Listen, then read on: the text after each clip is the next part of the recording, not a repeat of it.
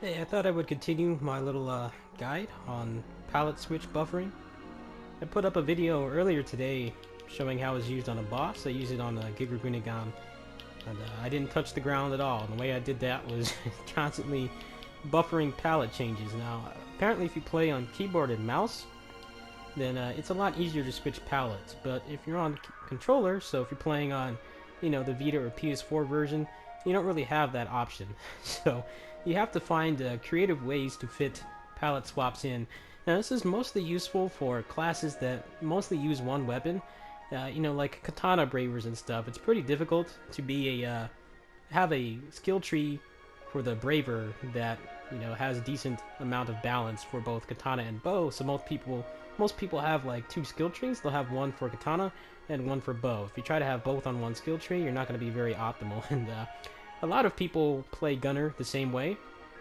A lot of people just use the twin machine guns because they're the main weapon, and their whole moveset is pretty good, which is a kind of an accomplishment in this game because there are a lot of really useless moves in this, and they've put some effort into making a lot of the more useless ones actually usable, but they've still got a long way to go. Whereas the gunner, at least with all the buffs they've gotten, they're in a pretty good spot right now. So what I do, I talked about this before, but I have all three palettes have 4 photon arts, and I use almost all of them. I do have some repeats on here just for ease of use and stuff like that. But what I do is I make sure that I don't have to go too far on the palette. I don't actually use these other palettes. I only use 6, 1, and 2, and that way I can always get to something that I need in one switch, or I can do 2 if I need to, but that's very rare. So one way you can do it is you can buffer into it, like kind of like most fighting games. You have like a long animation and you input another move that gives you more time to do it. It's very common in most fighting games, be it fast-paced ones or air dashers or more slower-paced ones like Street Fighter. So what I often do is I use Grim Barrage. Now the animation of Grim Barrage, you can buffer into it at pretty much any time when he does the first shot and the second shot. So you can go into the first shot and then immediately switch palettes and then push the other buttons. Right now, I'm gonna go into Grim Barrage, into aerial shooting, into 1 point.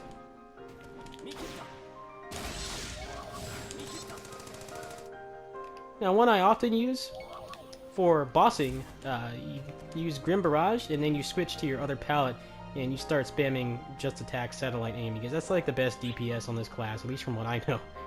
So I'll go ahead and show that. Like, you have plenty of time to switch, but you're definitely going to have to put as many moves as possible on, the first 3 palettes that you have quick access. You don't want to be mashing through like 4 palettes to get to the move you want. And thanks to the 6 move or 3 button skill system, it's pretty easy to do that. So you can do cool stuff like this. Let's see.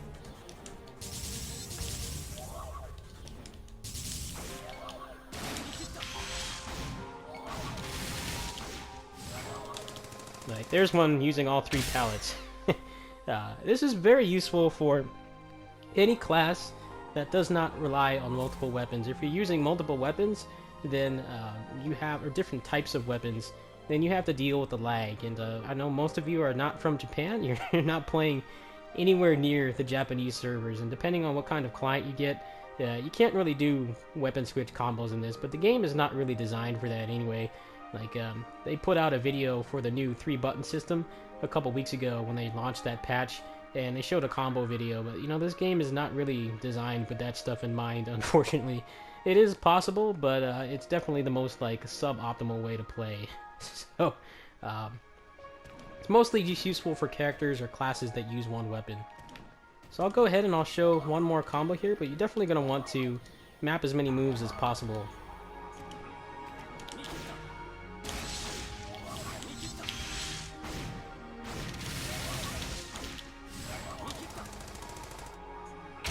Lots of utility, and it's especially important with this class because most of their moves are actually good. Like, a lot of the classes, like the katana bravers, most of the moves suck, and they definitely need some work. They put out the PA customization feature quite a while ago, but then they just kind of abandoned it, and they said I think the stream they did a couple weeks ago that they're finally gonna pay some attention to that feature again. I hope that they do some significant work to it, because there's a lot of photon arts in this that are just garbage. Like, they're not even good novelty ones. They're just like straight up not worth using. But the gunner is in a pretty good spot right now. Pretty much every move they have has a use, and since you're only using one weapon, you can switch them with no lag. Like, if you try to play, like, you watch me play my fighter on stream and stuff, if I try to switch weapons pretty fast, it always takes like a split second, sometimes maybe close to a full second before it comes out, because it actually has to load the other weapon. But if you're using a class that only uses one weapon and you have them all mapped to the same one, then there won't be any lag at all. You can pretty much switch through the palette seamlessly. So you're definitely going to want to learn how to switch fast, but if you can't switch fast, then use some of the moves that allow you to buffer really easily. Grim Barrage is a really great one.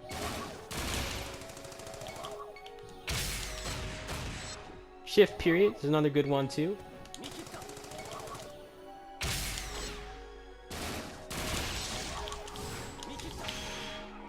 I ran out of PP, but there you go. It's basically the best way to play any class that you only uses one weapon. You'll definitely have to use this because there's simply not enough buttons to have everything on one palette.